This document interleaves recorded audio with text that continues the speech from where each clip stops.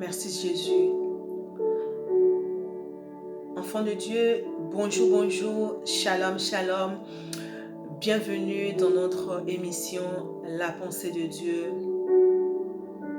Nous voulons encore, alléluia, élever notre Seigneur Jésus.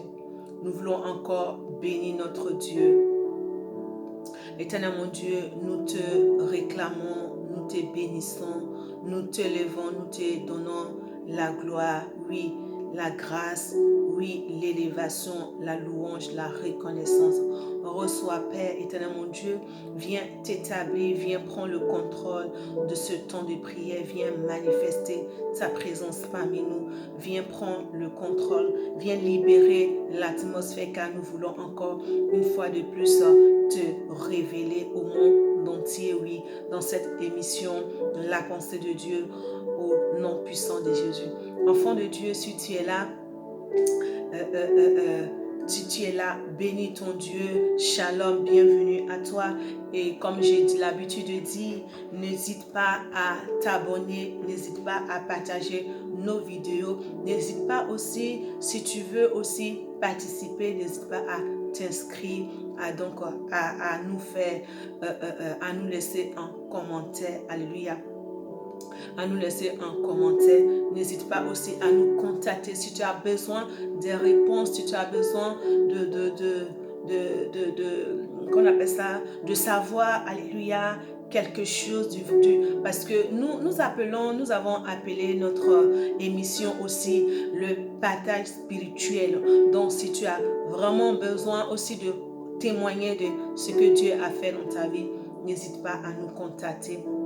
Tu as envie de prier, n'hésite pas à nous contacter. Oui, nous sommes disponibles sur notre page, dans notre émission. Donc, laisse-nous les commentaires et n'hésite pas à aimer, à partager, à nous laisser des commentaires. Ce soir, enfant de Dieu, j'aimerais réellement bénis le nom du Seigneur pour ta vie, toi qui nous suis, je ne sais d'où, mais toi qui nous suis, toi qui aime aussi le Seigneur, nous voulons bénir le nom du Seigneur pour ta vie, oui. Ce soir, nous voulons, en fait, nous voulons, alléluia, témoigner, alléluia, de la grandeur de Dieu, oui. Je suis votre sœur, votre servante, Marcel Dja. J'aimerais, alléluia, apporter un témoignage à un bien-aimé qui va, franchement, ça va t'édifier. Un enfant de Dieu qui avait tendance, alléluia, à lutter avec son Dieu, oui. J'aimerais témoigner, partager cette expérience avec toi et rendre gloire à Dieu pour te dire non, ce n'est pas nécessaire de lutter avec le Seigneur parce que tout compte fait, nous ne pouvons pas lutter avec notre Créateur.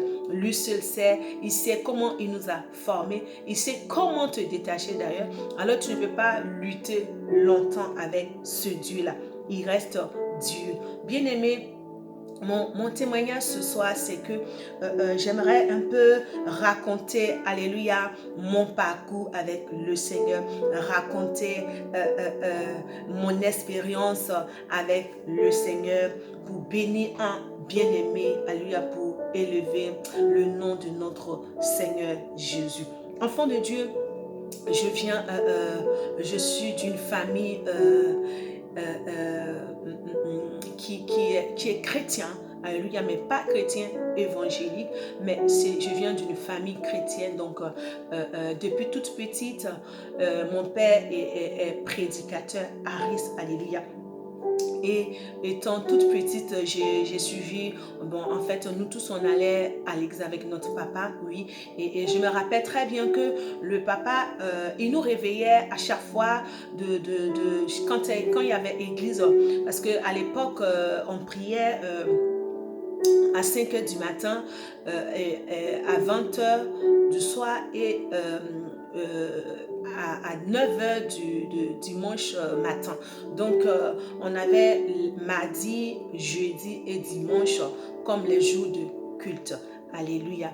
Et mon père qui est, alléluia d'ailleurs, gloire à Dieu, je bénis le nom de Dieu pour sa vie, pour la force qu'il lui donne toujours de continuer dans son œuvre. Alléluia, je bénis vraiment le nom du Seigneur, lui qui nous a vraiment appris vraiment le Seigneur. Toujours, il nous réveillait quand on dormait. Allez, lève-toi, allons à l'église. Il nous motivait par moments, je sais que par moments, il y a eu des jours où je n'étais pas motivée, mais mon papa, il me disait que regarde, les autres, ils sont toujours motivés pour l'œuvre de Dieu, ils bouillent pour l'œuvre de Dieu, mais toi, tu es toujours, tu es toujours pas pressé pour servir le Seigneur, mais malgré tout, je suivais toujours et j'étais chantre dans cette église, alléluia, dans l'église, je faisais partie de la chorale, alléluia. Et depuis 9 ans, j'ai appris à chanter avec mes grands frères, avec mes aînés qui m'apprenaient à chanter. Donc, depuis l'âge de 9 ans, j'ai commencé à chanter pour l'Éternel. Alléluia. Jusqu'à ce qu'un jour... Dieu me fasse la grâce, alléluia, de venir en France, alléluia. Dieu touche le cœur de ma grande sœur aînée, de ma grande sœur et Dieu lui touche vraiment son cœur et elle me fasse, alléluia, rentrer dans ce pays en tant qu'en France, alléluia. Oui, ce n'était pas facile parce qu'il y avait beaucoup de tribulations. Mais enfant de Dieu, je veux vraiment te dire qu'une fois que le Seigneur a mentionné, il a écrit ton nom quelque part, le Seigneur a prévu que tu vas aller quelque part, quel que soit le temps, tu iras. Je sais que depuis en Côte d'Ivoire, j'ai vu des songes quand j'étais encore très très jeune. J'ai vu un songe comme quoi j'étais vraiment dans un pays étranger. Alléluia, je voyais comme des pavillons comme ça, mais je savais que les maisons que je voyais, la ville que je voyais, ça n'avait rien à voir avec, alléluia, une ville de la Côte d'Ivoire, mais c'était une ville étrangère. Alléluia. Et 7 ans après, j'ai vu ce songe, mais c'est que 7 ans après que Dieu m'a fait la grâce et j'ai accepté la volonté de Dieu pour rentrer dans ce pays. Enfant de Dieu, oui, effectivement, quand je suis rentrée dans ce pays, j'ai continué dans mon église de base, mon église familiale. J'ai continué à aller à l'église évangélique, pardon, autant pour moi, à l'église Aris, étant toujours chantre de l'Éternel, étant toujours choriste de l'Éternel. Oui, c'était vraiment mon domaine. Donc, je suis toujours restée dans ce domaine, alléluia, vraiment pour œuvrer pour le Seigneur, alléluia. J'avais jamais manqué un dimanche comme ça pour rien du tout. Si je manquais, c'est que soit je travaillais, soit on avait peut-être changé de salle et je ne connais pas encore la salle, alléluia. Donc, mais pour dire que pour rien comme ça, rien au monde, j'allais rester à la maison sans aller à l'église, non, non, c'était pas possible. Bon, je le faisais pas. C'est pas que j'étais attachée pour y aller, non, mais je faisais pas, mais j'étais vraiment fidèle dans cette église de base. Et je vais vraiment aussi bénir la vie de mon père, mon papa, parce qu'il a vraiment œuvré, il nous a vraiment donné le goût vraiment de nous déplacer. Le fait de dire que je vais à l'église, c'est vraiment un grand pas, c'est une bénédiction. Et je bénis vraiment le nom du Seigneur pour sa vie. Et jusqu'en France, donc... étant enfant, j'ai toujours été dans cette église. Une fois, donc en 2015, merci Seigneur, en 2015,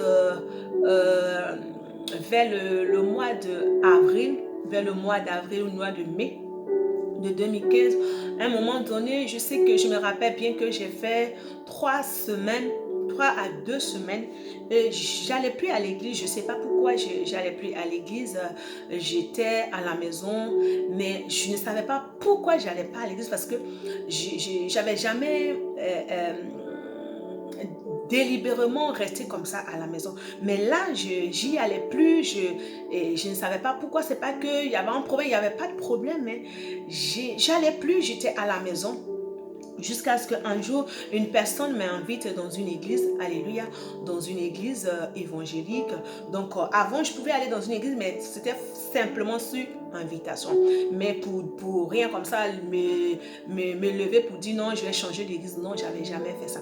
Donc, je suis partie dans cette église sous invitation d'une personne vraiment. Et quand je suis partie dans l'église, moi, avant, pour moi, quand on dit Dieu, quand vraiment on parle de Dieu, une personne parle de Dieu, une personne dit je suis de Dieu, je suis un serviteur de Dieu, pour moi, c'est pas un truc que je dois jouer avec. Pour moi, c'est vraiment pas... Je ne peux pas jouer avec une personne qui dit oui, je suis un serviteur, je suis une servante de Dieu. Pour moi, c'est un serviteur de Dieu, c'est une servante de Dieu. C'est comme ça, c'est pas autrement. Mais c'est vrai que j'ai jamais réfléchi que non. C'est même pas que réfléchi, mais la Bible l'a dit que un moment viendra, il y aura un moment où, un temps viendra où les gens viendront sous le nom de Jésus-Christ, mais ils ne seront pas, alléluia, vraiment envoyés par Dieu. Moi, j'avais vraiment, à l'époque, ce verset ne me passait pas vraiment à la tête, et même à l'époque, j'avais pas vraiment l'habitude de méditer la Bible. On avait vraiment la Bible, on partait à l'église. Nous on était vraiment concentrés sur la chanson, vraiment la chorale. Donc vraiment, sincèrement, je prenais pas le temps de méditer la parole. Et un jour, quand je suis partie dans cette église sous invitation, pour moi, ça faisait 3 semaines, j'allais plus à l'église, donc à l'église de base, à l'exariste. Et là, je me suis dit, bon, comme je viens de déménager, je vais, cet homme de Dieu, bon, c'est vrai, je ne le connais pas, mais pour moi, c'est un homme de Dieu.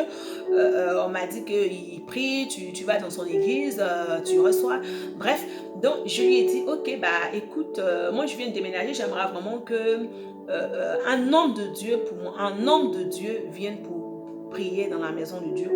Enfin, dans ma maison, vraiment pour recommander la maison à l'Éternel. Et c'est comme ça que j'ai invité cet homme de Dieu. Enfant de Dieu, quand je l'ai invité, j'ai fait à manger, comme je le redis et redis, pour moi, un homme de Dieu, ça reste un homme de Dieu. Quand on dit Dieu, pour moi, c'est vraiment, il n'y a pas de trahison. Il n'y a pas de trahison.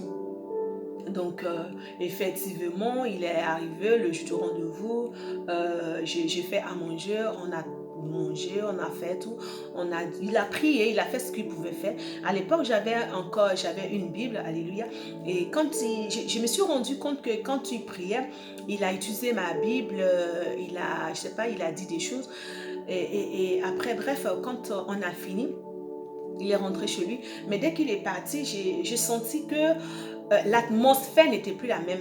L'atmosphère a changé. Donc, l'atmosphère a changé. C'est-à-dire que c'est comme si on te fait un lavage de cerveau. Donc, en fait, même ma Bible que j'avais, je voyais maintenant que les écritures, bon, pour moi, hein, les écritures n'étaient plus les mêmes. C'est-à-dire que je pouvais confondre entre Marc et Matthieu. Je confondais et donc, en fait, j'étais plus la même personne. Le lendemain, je me suis rendu compte que c'est comme si je me trouvais maintenant comme une personne qui était... qui avait perdu, qui était un peu déprimée, voilà, un peu déprimée.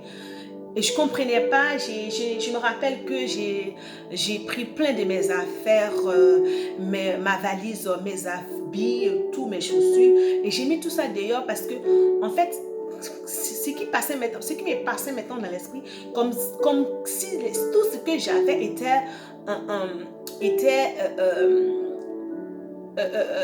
qu'on appelle ça, envoûté, voilà, merci Seigneur, c'était envoûté. Donc pour moi tout était envoûté. Donc même ma Bible, je me rappelle que j'ai jeté ma Bible parce que je me suis dit que non, il a touché ma Bible, j'ai pas compris qu'est-ce qu'il a fait de ma Bible. Je l'ai jeté, la Bible que j'avais.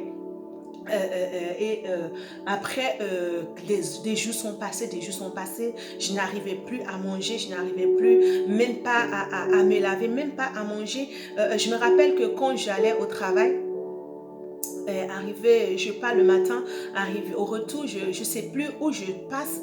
où je vais passer pour rentrer chez moi. Je suis perdue, j'appelais des personnes avec qui j'étais en contact, je disais que oui, je suis perdue, je reviens du travail, mais je ne sais plus où passer pour rentrer chez moi. Et jusqu'à sa perpétuité, ça continuait, ça évoluait, et jusqu'à ce que je n'arrivais plus à manger. Donc, quand je fais à manger, c'est-à-dire que, on va dire que j'ai préparé du poulet, j'ai préparé un truc comme ça, mais quand je prépare le poulet, je n'arrive pas à manger le poulet parce que, en fait, il est complètement transformé devant moi. Ce n'est plus le poulet, l'animal que je connais, mais c'est vraiment la chair de autre chose. Alléluia. Donc, je n'arrivais plus, je ne voulais pas manger, pardon. Même de l'eau, je ne pouvais pas. Je me rappelle que j'ai fait un mois, alléluia, un mois sans manger la nourriture, la vraie nourriture et sans boire de l'eau.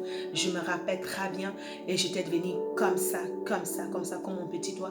Et je passais mon temps à pleurer, je passais mon temps à me lamenter, je passais mon temps, je ne dormais pas, je ne mangeais pas, je ne buvais pas.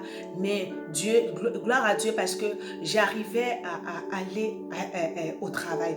Mais c'est seulement au retour que je n'arrivais plus à retrouver le chemin pour rentrer chez moi, enfant de Dieu. Et il y avait des collègues au travail qui m'ont vraiment franchement aidé quand ils voyaient ma situation. Même quand les collègues mangeaient, je savais que ce qu'elles mangeaient, pour moi c'était pas normal qu'elles mangeaient ce genre de nourriture, ce genre de viande, de poulet, tout ça. Pour moi c'était pas de la viande, viande, alléluia. Donc c'était vraiment tout autre chose. Donc en fait, il y a eu peut-être que c'est il y a eu quelque chose s'est passé sur ma vie, alléluia. Et jusqu'à comme ça pendant 3 mois, au mois de juillet, j'étais avec une maman qui m'assistait aussi beaucoup. Et au mois de juillet, elle allait dans une église évangélique. Et pendant tout ce temps, je ne suis pas retournée à l'église Harris, mais je suis restée là. C'était la folie, c'était les crises qu'on appelle ça, dépression, c'était vraiment tout en tout mélangé. Alléluia. Et cette maman, elle partait à l'église, donc à l'église évangélique. Une autre église, c'est pas la même église, mais une autre église. Et je lui ai demandé, est-ce que je peux venir avec toi à l'église? Elle m'a dit, oui, mais si tu veux, tu viens avec moi. Et je me rappelle bien qu'un dimanche, on est parti. Je lui ai dit de m'attendre, on est parti ensemble. Et c'était à Sarcelles, c'était dans cette église-là, le ministère de la gloire de Dieu, le père spirituel de cette église, c'est l'archevêque apôtre Awa. Et quand je suis partie dans cette église le dimanche, bon, on est allé à l'église et tout, voilà. Je suis retournée un jeudi, je suis retournée et l'homme de Dieu donnait des enseignements, il enseignait, il prêchait. Et la chose que j'ai retenue aujourd'hui qui m'a bouleversée, qui a changé vraiment ma vie, c'est que les enseignements que l'homme de Dieu donnait, en fait, il nous faisait comprendre que en fait, il faille que par nous-mêmes, notre engagement, nous arrivions à décompter. C'est-à-dire que c'est par notre engagement, que nous allons arriver à décompter nos vies. C'est-à-dire que nous devons nous lever pour prier. C'est-à-dire que tu dois prier pour toi-même ta propre vie. Tu dois méditer la Bible. Tu dois lire la Bible. Tu dois prier. Tu dois avoir une vie de prière. En fait, c'était ces enseignements-là. J'étais là, j'étais scotchée, j'ai dit waouh, et j'étais là, la parole touillait dans mon esprit, et j'ai dit ah bon, donc c'est possible que en fait l'homme puisse prier par lui-même et Dieu puisse agir. On dit ok, et quand je suis sortie de l'église, je suis rentrée chez moi, 2015, 2016, juillet 2015, jusqu'à aujourd'hui, je ne suis plus quittée dans cette église. Je ne suis plus quittée dans cette église et depuis ce temps, depuis que l'homme de Dieu nous a vraiment enseigné et il continue de nous enseigner, j'ai pris le temps. Aujourd'hui, je peux maintenant lire la Bible. Aujourd'hui, je peux aussi, alléluia, prier. Et j'ai compris que réellement, effectivement, Dieu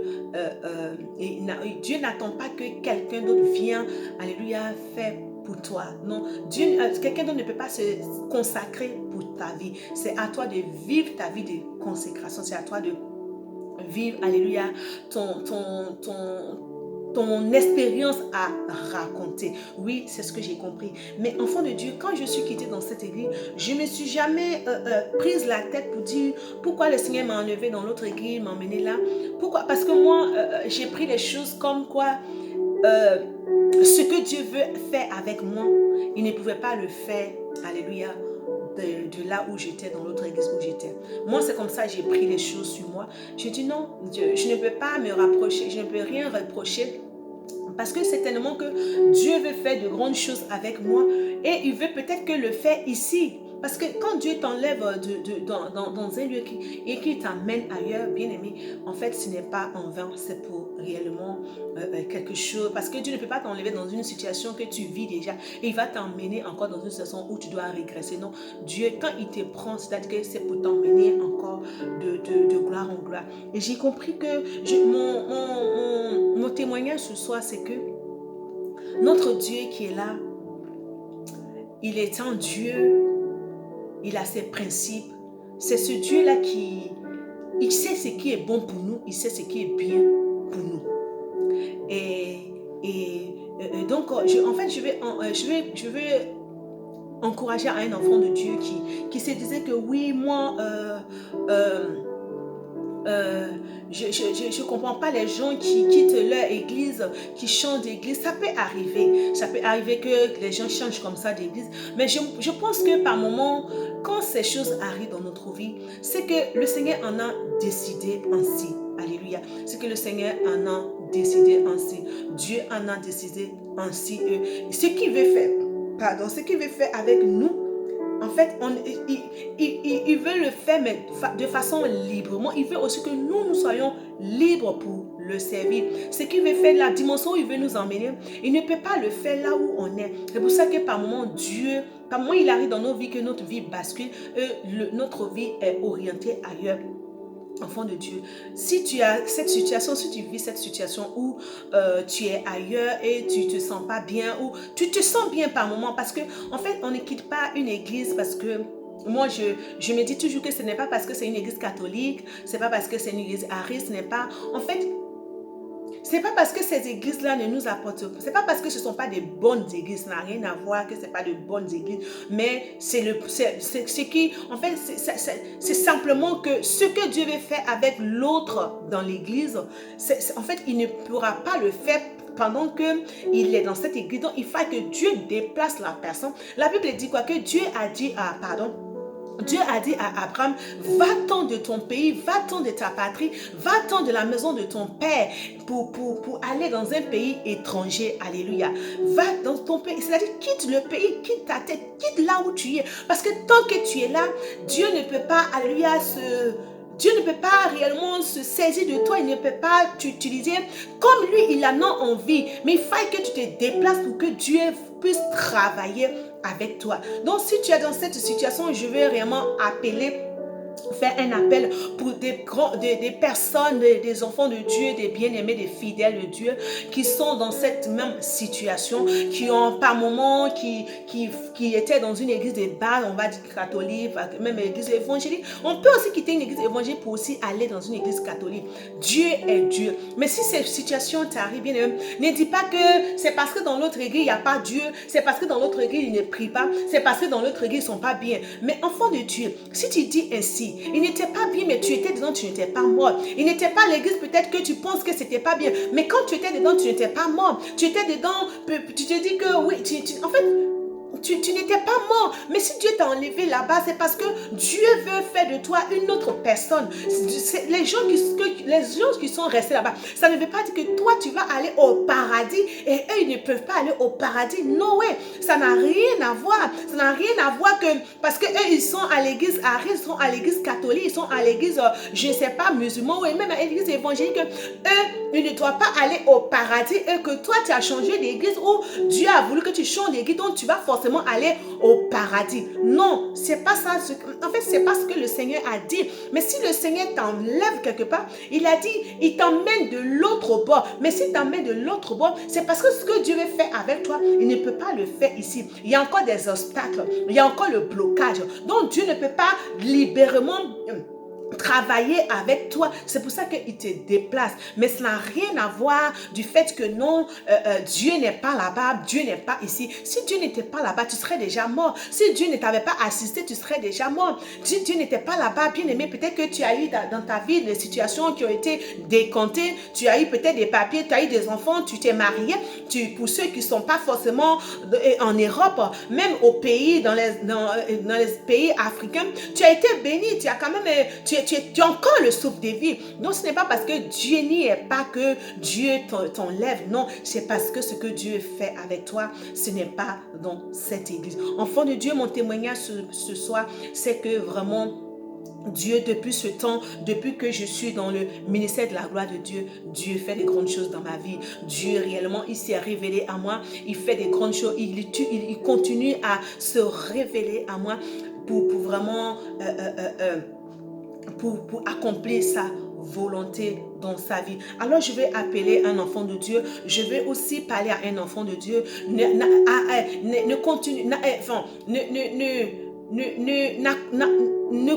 pas, à lutter avec Dieu. C'est-à-dire que arrête de lutter avec Dieu. Si Dieu veut t'enlever d'un bord d'un côté, de t'emmener de l'autre côté, arrête de lutter avec lui parce que lui seul, il connaît ta destinée. Lui seul, il connaît le chemin qui t'arrange. Il sait ce qui est bien pour toi, enfant de Dieu. Oui, nous ne sommes plus, moi par exemple, je ne suis plus dans cette église, mais mes parents sont là-bas. Mon père, il est toujours prédicateur. Ça ne fait pas de lui quelqu'un qui ne connaît pas Jésus-Christ. Ça ne fait pas de lui quelqu'un qui n'ira pas au paradis. Qu'est-ce que j'en sais? Bien aimé, ça n'a rien à voir. Alors, ce que je vais vraiment dire à un enfant de Dieu, c'est que notre Seigneur, il est un, il est un, il est un.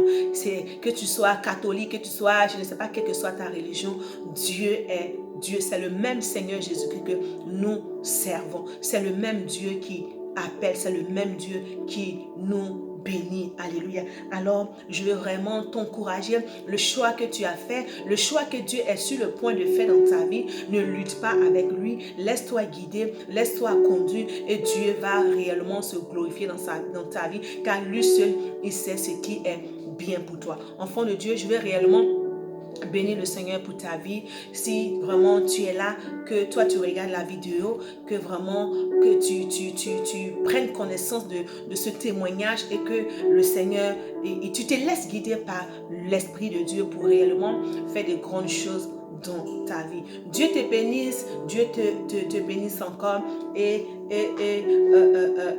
nous allons encore nous revoir dans de prochaines vidéos pour la gloire de l'Éternel Dieu des armées. Je ne cesse jamais de dire merci à Dieu parce que oui, il fait des grandes choses dans ma vie.